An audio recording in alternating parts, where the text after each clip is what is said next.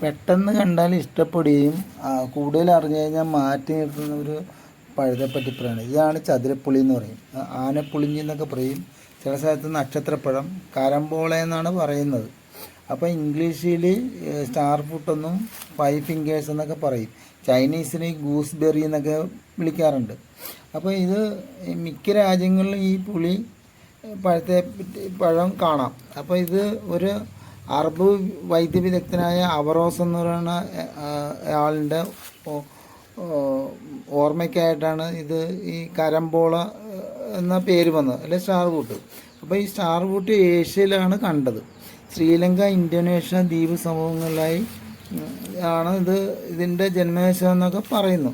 അപ്പോൾ star fruit ഒരു ചെറിയ ഇനത്തിന് ഒരു പുളിരസവും വലിയ ഇനത്തിന് മധുരമുള്ളതാണ്. അപ്പോൾ ഇത് വിശപ്പ് വർദ്ധിപ്പിക്കുന്ന ഒരു പഴമായതുകൊണ്ട് ഇന്ത്യയിൽ സംസ്കൃതത്തിൽ കർമ്മരംഗ എന്നാണ് വിളിച്ചു വരുന്നത്.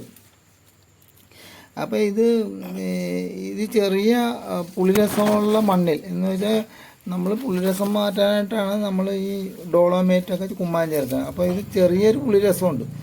അപ്പോൾ ഈ പുളിരസമുള്ള മണ്ണിലും ഇത് കിളിക്കുമെന്നാണ് പറയുന്നത്. അപ്പോൾ അങ്ങനെ ഒരു ഇഷ്ടപ്പെടുന്ന ഒരു പഴച്ചെടിയാണിത്. അപ്പോൾ കായകൾ വട്ടം മുറിച്ച് കഴിഞ്ഞാൽ സ്റ്റാർ ഫ്രൂട്ട് പോലെ, സ്റ്റാറിൻ്റെ പോലെ ഇരിക്കും. അതാണ് സ്റ്റാർ ഫ്രൂട്ട് എന്ന് പറയുന്നത്. പിന്നെ ഇതിൻ്റെ വിത്ത് ഒരു 15-അടുത്ത് എണ്ണോളം ഉണ്ടാകും. ചില പഴത്തിലാകുമ്പോൾ ഇതിൽ കുറവായിരിക്കും. അപ്പോൾ പെട്ടെന്ന് ഇത് പഴം പഴുത്ത് കഴിഞ്ഞാൽ പെട്ടെന്ന് കുരുവെടുത്ത് കിളിപ്പിച്ചാൽ നല്ല കരുത്തോടെ വളരാൻ സഹായിക്കുമെന്നാണ് പറയുന്നത്. അപ്പോൾ ഇതിൻ്റെ ഈ പഴത്തിന് ധാതുക്കളും വിറ്റാമിനുകളൊക്കെ അടങ്ങിയിട്ടുണ്ട്. പൊട്ടാസ്യം ഒരു 166 മില്ലിഗ്രാം ഉണ്ട്. Magnesium, carbohydrate, sodium, calcium, phosphorus, copper, മാംസം ഏതാണ്ട് 38 ഗ്രാമോളം ഉണ്ട്. സിങ്ക്, മാംഗനീസ്, കരോട്ടിൻ, ഫൈബർ ആണെങ്കിൽ 80 ഗ്രാമോളം കൂടുതലുണ്ട്. പിന്നെ കൊഴുപ്പൊക്കെ ഉണ്ട്. പിന്നെ വനപ്രദേശങ്ങളിൽ ഇത് വച്ചു പിടിപ്പിക്കുക 8 മുതൽ 10 മീറ്റർ വരെയൊക്കെ പൊക്കം വയ്ക്കും. വേറെ സ്ഥലങ്ങളിൽ പൊക്കം കുറവായിരിക്കും. അപ്പോൾ ഇത് ഉഷ്ണമേഖല പ്രദേശങ്ങളിലാണ് വളരാൻ ഇഷ്ടപ്പെടുന്നത്. അപ്പോൾ നല്ല വെള്ളമൊക്കെ ഉണ്ടെങ്കിൽ തഴച്ചൊക്കെ വളരും. ഉപയോഗിച്ച് കഴിഞ്ഞാൽ അങ്ങനെ വളരുന്ന ഒരു സസ്യമാണ്. ഇതിൻ്റെ ഈ പഴത്തിന് ഒരു പുളിരസമുണ്ട്. അപ്പോൾ ഈ പുളിരസത്തിന് കാര്യം എന്നുണ്ട് ഓക്സാലിക് അമ്ലം അടങ്ങിയതുകൊണ്ടാണ്. പിന്നെ നമ്മുടെ ശരീരത്തിന് ആവശ്യമായ അമിനോ അമ്ലങ്ങളൊക്കെ അടങ്ങിയിട്ടുണ്ട്. അമിനോ അമ്ലങ്ങളായ ലെസിൻ, ടിപ്റ്റോഫാൻ, മെത്തിയോണിൻ എന്നൊക്കെ അടങ്ങിയിട്ടുണ്ട്. ഈ സ്റ്റാർ ഫ്രൂട്ട് പല അസുഖങ്ങൾക്കായിട്ട് പരിഹാരം കാണുന്നുണ്ട്. അപ്പോൾ അമിത മദ്യപാനത്തിന് ഉണ്ടാകുന്ന മന്ദതയില്ലേ, അതിനും പിന്നെ സൂര്യാഘാതം മൂലമുള്ള പൊള്ളലിനൊക്കെ പ്രതിവിധിക്കായിട്ടൊക്കെ ഉപയോഗിച്ച് വരുന്നതാണ്. അപ്പോൾ പിന്നെ രണ്ടാമത് ചുമ, പനി, അൾസർ, തൊണ്ടവേദനയ്ക്കൊക്കെ നല്ലതാണ്. സ്റ്റാർ ഫ്രൂട്ടിൻ്റെ ഇലകൾ വയറ്റിലെ അൾസറിന് ചികിത്സയ്ക്കും ദഹനത്തിനൊക്കെ മികച്ചതാണ്. പിന്നെ പല്ല് വേദനയൊക്കെ ഉണ്ടെങ്കിൽ, ഭക്ഷ്യവിഷബാധ ഒക്കെ ഉണ്ടെങ്കിൽ ഉപയോഗിക്കുന്ന ഒരു പഴമാണ്. പിന്നെ ഉണങ്ങിയ കരമ്പോള അല്ലെങ്കിൽ സ്റ്റാർ ഫ്രൂട്ട് ഈ പനിക്കൊക്കെ ഉപയോഗിക്കുന്നുണ്ട്. അത് ഈ നമ്മൾ ജ്യൂസ് എടുത്ത് കുടിച്ചാലും, പഴുത്തതൊക്കെ ജ്യൂസ് കുടിച്ചാലും സ്രാവത്തിനും ഈ പനിക്കൊക്കെ നല്ലതാണ്.